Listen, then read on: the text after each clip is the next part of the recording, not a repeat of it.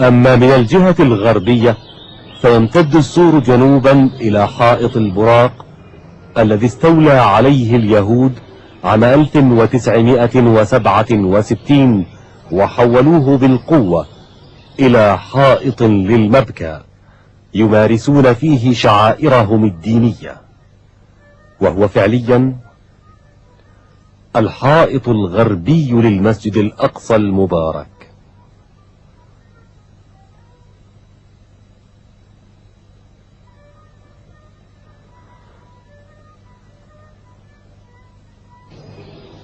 ونلاحظ عند السور الغربي وجود مئذنتين من مآذن المسجد الأقصى الأربعة: مئذنة السلسلة، ومئذنة المغاربة أو المئذنة الفخرية. أما من الجهة الجنوبية فيتحد جدار المسجد الأقصى الجنوبي بسور الحرم القدسي الذي يعتبر بدوره سور مدينة القدس، وهو سور مغلق يمتد على طول الجهة الجنوبية ليتلاقى مع شبيهه في الجهة الشرقية. وقد كان يقع في السور الجنوبي للأقصى باب يتصل بهذه المباني والقصور الأموية التي كانت ملاصقة للمسجد، ولم يبقى منها اليوم إلا هذه الأطلال والآثار، وذلك بعد أن كانت في يوم من الأيام قصورا للأمراء والحكام.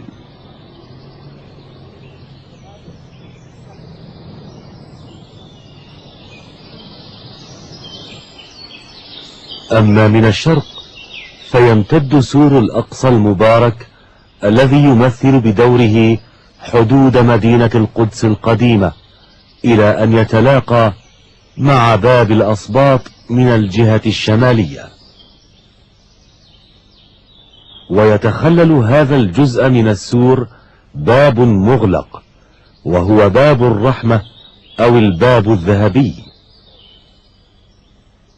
وهو الباب 11 من أبواب الأقصى المبارك، ويستخدم في هذه الأيام مركزا لتحفيظ القرآن وتعليم الإسلام.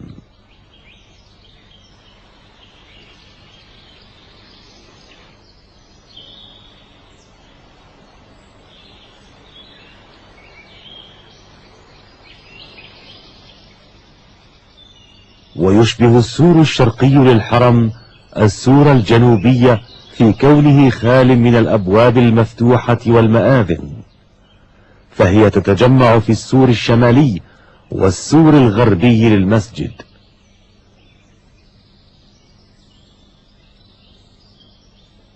وإضافة إلى المآذن الأربعة التي أشرنا إليها، يوجد في هذين السورين 10 أبواب من أصل 11 بابا، وهي على التوالي: باب الأسباط،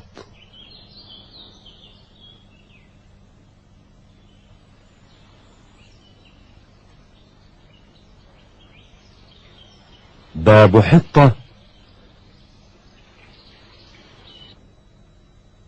باب الغوام، باب الناظر المجلس أو الحبس، باب الحديد، باب القطامين، باب المطهرة أو المتوضأ، باب السلسلة أو السكينة، باب المغاربة، وباب النبي أو البراق.